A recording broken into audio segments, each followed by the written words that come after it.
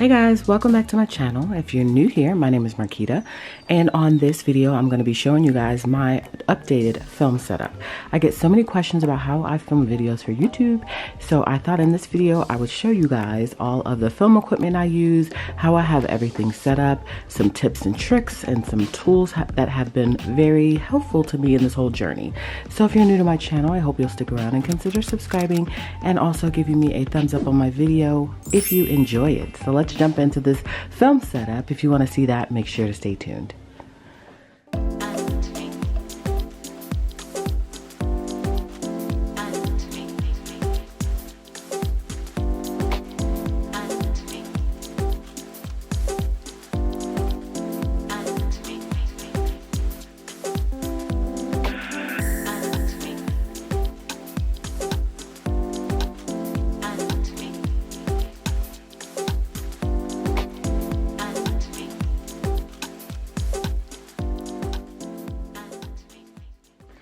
Alright, so this is my office space, of course, my craft room and my studio. So this is where I sit when I am filming my YouTube videos, and I really love this space. It is kind of turned into a whole bunch of things. It is a homeschool room, it is a office, it is a craft room, it is a shop.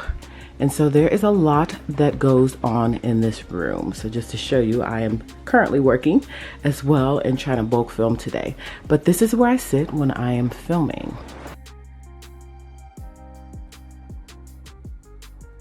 And it's so awesome because I get a lot of natural light coming from this window. And it is a pretty good balance, although it is disproportionate, meaning that there's no light coming in on this side, it's only on this side. I typically don't use my ring light, but I decided that I want to start incorporating it again, especially on days like this where it's a little gloomy outside, so that I can get more of a balance of light. So this is a newer ring light. Of course, I will link everything in the description, so that way if you are interested, you can pick some of this stuff up. But this stuff has really helped me. This film setup is very different from my last film setup. I'll try to remember to link the video above just in case you're interested in that, because that film setup was awesome as well, and it was a little bit cheaper than maybe this setup was. Or I don't know, maybe it just depends on your space. So I'll show you, or I'll link that video above just in case you want to see what my old setup used to look like. But this one is a lot more simplified and it just works for me. So let's go ahead and get started. I will first show you the entire setup, and then I'll show you all of the film equipment I use, and I'll talk about backdrops and things like that as well. So let's get started.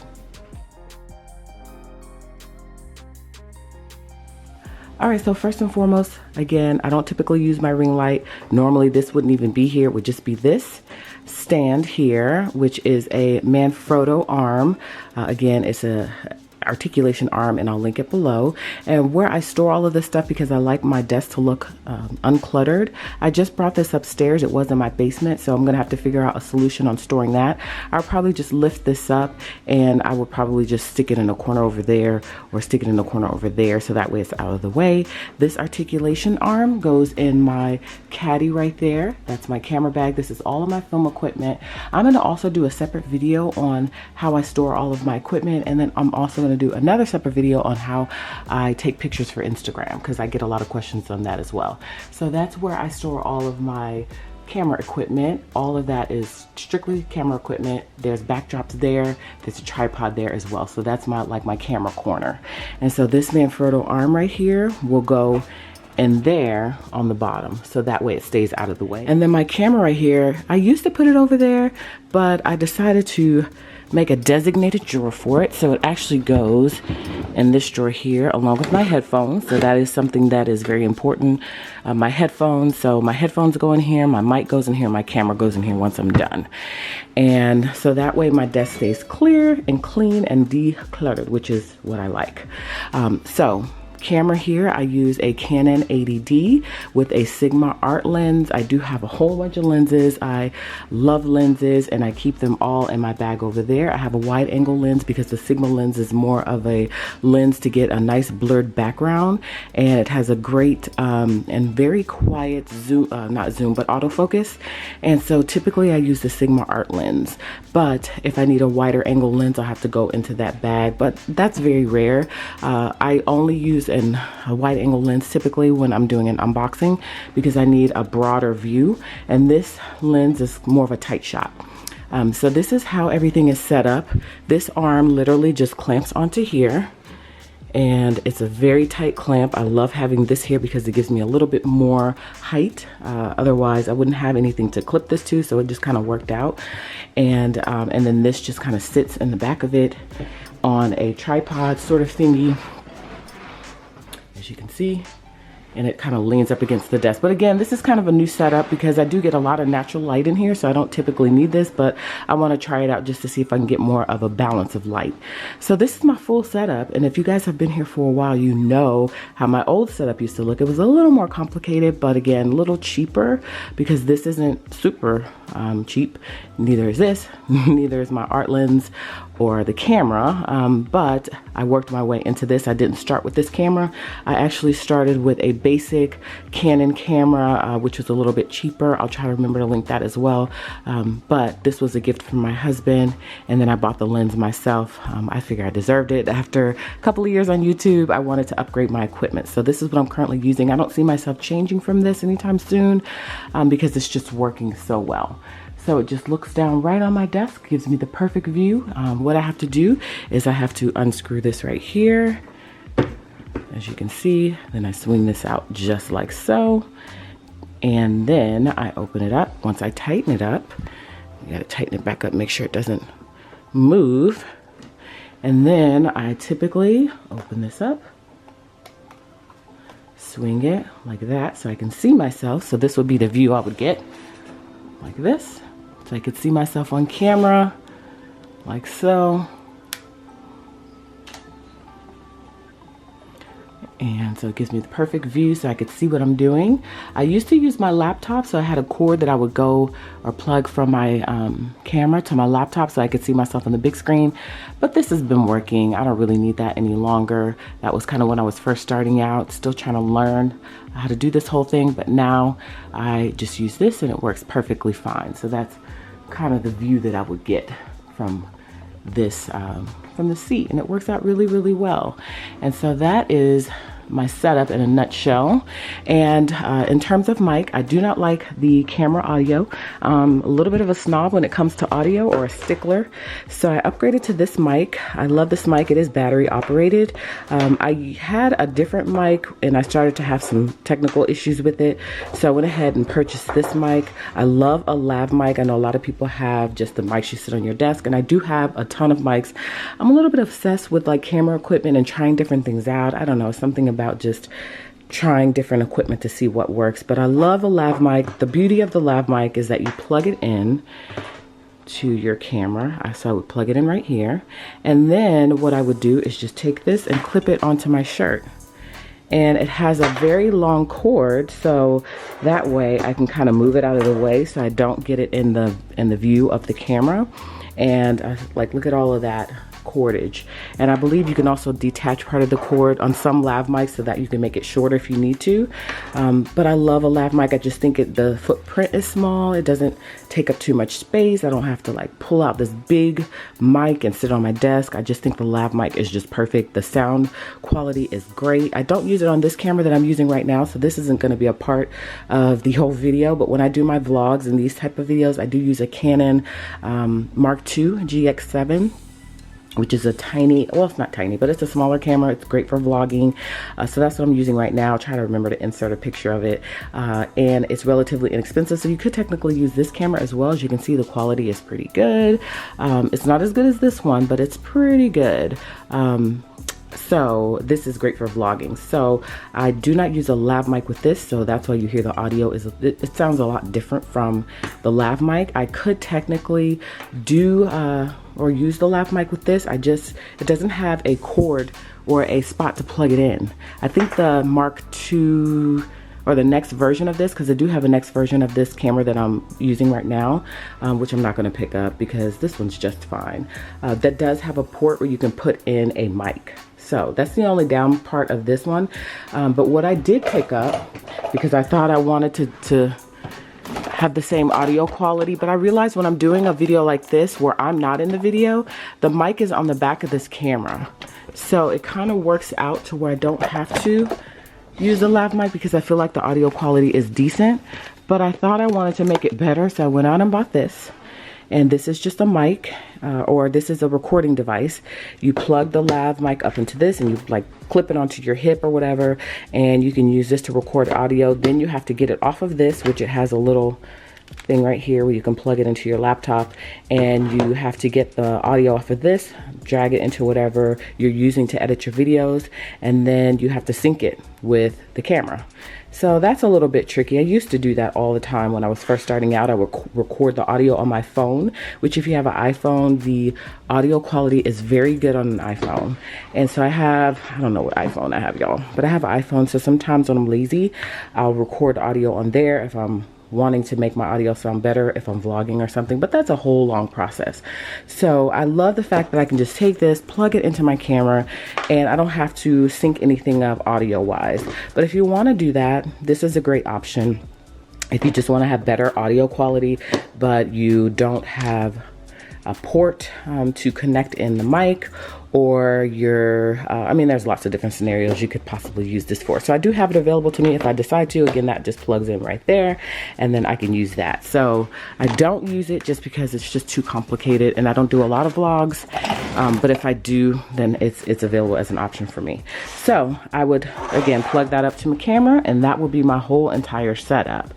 So that is my setup in a nutshell. So that is it for the camera setup. So let's move on into some of the tools that I use that have made life easier when editing and filming.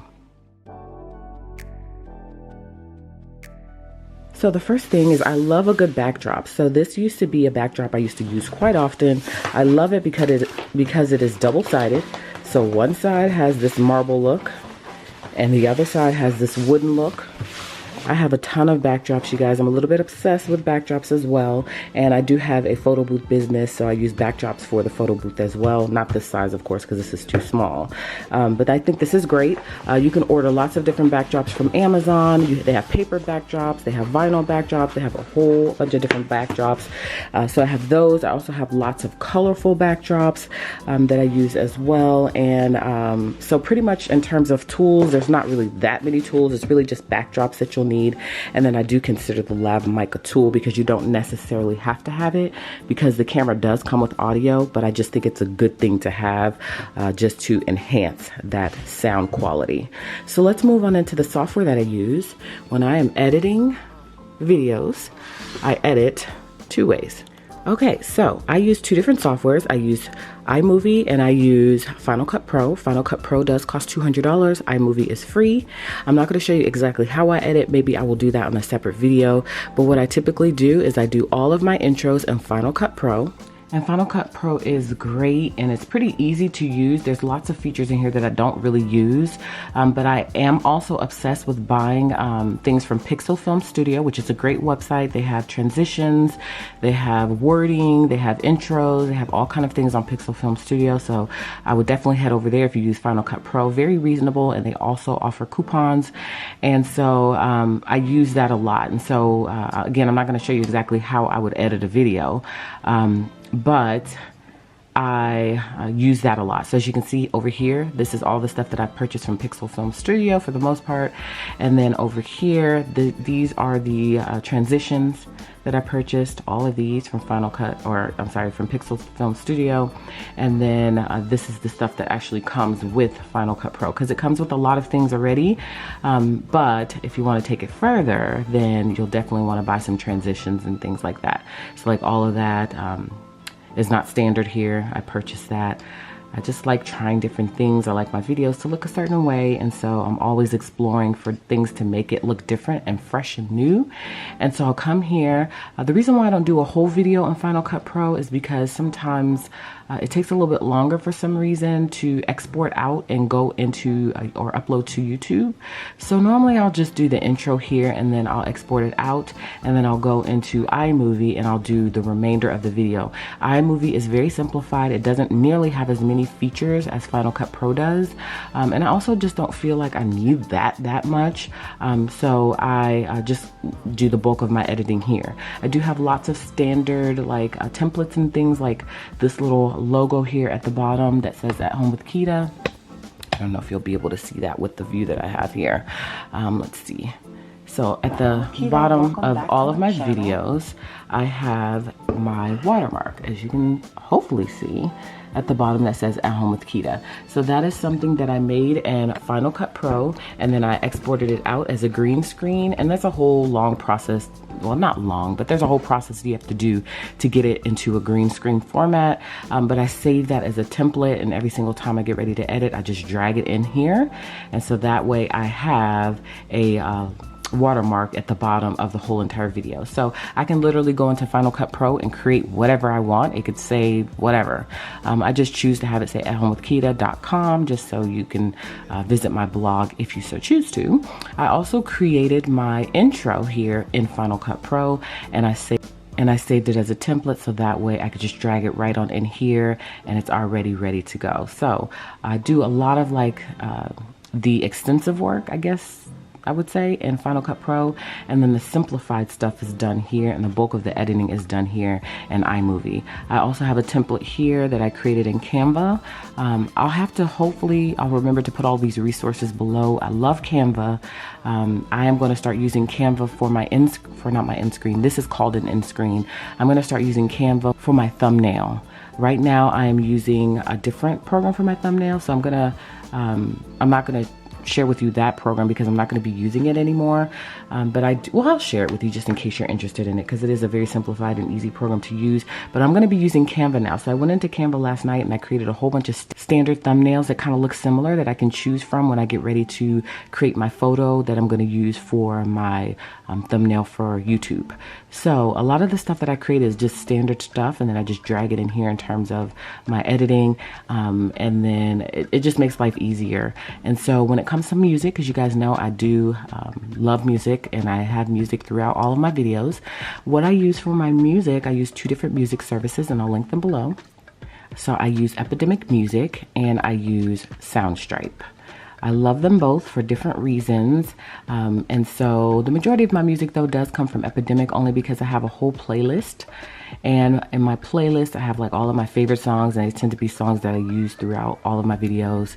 I haven't quite yet made one in Soundstripe yet, so I just use EPEDIMIC Music most of the time, but I love Soundstripe as well. I do have a code or a link for Soundstripe below where I believe you can get your first month free. It is $14.99 a month, and so is Soundstripe. So those are the two, or I'm sorry, so is EPEDIMIC Music. So those are the two music services that I use. They're both $14.99 a month. I love them, and they just work for me. So that is music. So we've covered the software I use, Final Cut Pro, iMovie. We've covered the music. We've covered how I do my standard templates in terms of my end screen. I'll do more in-depth video maybe soon showing you how to create all of this stuff. Maybe not how to do an intro, because that is a lengthy process. I also may be offering that as a service sometime soon, so stay tuned for that. But again, template for the watermark here at the bottom, template for the end screen. Very easy to do this in Canva, and then the music that I use. So that's pretty much how I edit my videos. Sometimes it can take hours, sometimes it can take, little, shorter time. It just depends on how long the video is, because you have to factor in probably almost like double the time. If it's an hour-long video, it's going to take almost 2 hours, maybe longer, to edit that video. So that's my setup, and that is my filming process in a nutshell. And so I'll show you on my phone how I do my end screen and some of the software that I use for that. So again, I talked about Canva. Most of you guys know Canva. I love Canva. You could do so much in Canva. So I went on here last night, because this is going to be the new way that I'm going to do my thumbnail, and I created a bunch of templates. So as you can see, they all pretty much look the same, because I like my channel to look uniform. So I've got that one there, I've got that one. You guys know I'm a neutral girl. That one and that one. So between those right there, those are the ones that I'm going to be using all the time. I'll just kind of shuffle between the two based on the video that I'm uploading. The old way I used to do it is I used to do it in this program called Fonto, and I may do it from time to time. Still, you have to go in and change the settings to 1280 by 820, I believe is the size of a thumbnail, and then you can come in here and you can import your photos. You can do lots of different things. You can add images, you can add arrows, you can add all types of things here. So I love this, but I just think I want a more simplified way, and with me already having created those templates in Canva, it's going to make it easy for me to just click on it, add my photo here, and then change the wording to whatever I need to change it to. Now when it comes to the photo, this really should be on my Instagram and how I do my Instagram photos, but I'll show you really briefly how I do my photos. So of course I'll take a photo with my phone or with my camera. Most likely it's going to be with my phone, because I feel like I can edit it better and tweak it and get it the way I want. And so once I do that, I come into Facetune and I'll add the photo. So let's say it's a plan with me. Then I'll add this here. Then I'll go to this tool at the bottom that says whiten. Hopefully you guys can see that, whiten. And then I come here and I make whatever looks like yellowish more white. So you can see the difference already between that and that. And then once you go here and you get everything the way you want it to look, then you'll come, or I come, some people may do it differently. I go to Instagram. I upload the photo in Instagram, and then I go to next, and then I just tweak it from within Instagram. I go to edit here at the bottom, edit. I change the brightness to wherever I want it, you know, so I play around with the settings. I normally change only the brightness, and then I change the highlight and the shadow and the sharpness. Those are pretty much the only settings that I mess with when it comes to Instagram once I get that photo exported out of the program that I use, which is called Facetune. They have a free version. I'm not sure if I paid for this version, but they have a free version as well. So it pretty much is Facetune and Canva when it comes to my thumbnail and my Instagram photos. And then Fonto used to be the program that I used to use before. Sometimes I'll use Aviary if I want a watermark at the bottom. I haven't been doing that often. But pretty much just now it's going to be Canva and Facetune. Before it was Fonto and Facetune. So that's pretty much how I edit my thumbnails. And so that's just really an overview of how I do my YouTube videos. It seems complicated, but it's really not as complicated. Again, I'll post everything below in terms of what you'll need. It's a pretty simplified setup in my opinion, especially since I know kind of where I came from in terms of all of the other stuff that I used to have. So I hope you enjoyed this video. I really enjoyed filming it for you guys. I get so many questions about what I use. In terms of my computer, it's a MacBook Pro 13-inch, and I believe I got this last year. And you know, I love Mac. I also have an iMac where I use for my design and stuff like that, which is over there. And so I don't use that for anything pertaining to filming or anything like that. That's just strictly for designing stuff for my shop. So this is my full setup. So this is how I would be sitting at my desk filming a video. And the ring light turns on very easily. There's a switch back there. You can turn it all the way up in terms of brightness, or you can dim it just a little bit. It's completely up to you. So it just gives you a little bit more of a balance of light, especially if you have a darker area. So I would definitely recommend a ring light. There's lots of cheaper ring lights. I don't believe this was too expensive, maybe about $75. I got this maybe 2 years ago, maybe a year and a half ago. So yeah, so I think it's a necessity if you have a darker area. For me, typically I film like this because I get still lots of natural light, and then I just tweak the camera settings. So that is it, guys. That is my setup in a nutshell. Works so perfectly for me. Love filming YouTube videos. It's just what I do and I love it. And so if you guys have any questions, let me know, especially on my settings, because I didn't have time. I mean, it's really too deep to kind of go into, but there's several people who actually know cameras on YouTube that can kind of explain to you what settings are perfect for this sort of filming and how you adjust that based on the lighting and all of that good stuff. So just Google or do a search on YouTube and you can find what you're looking for in terms of the Canon 80D and the best settings. So that's it for this video, guys. Hopefully you enjoyed it. Hopefully you got a little inspiration out of it. Again, let me know if you guys have any questions, but this is how I film for YouTube and it works for me right now. I may change it in the future, but for now it's working. So thank you so much for watching. Hopefully you will come back by and catch another video, in which case I'll see you then.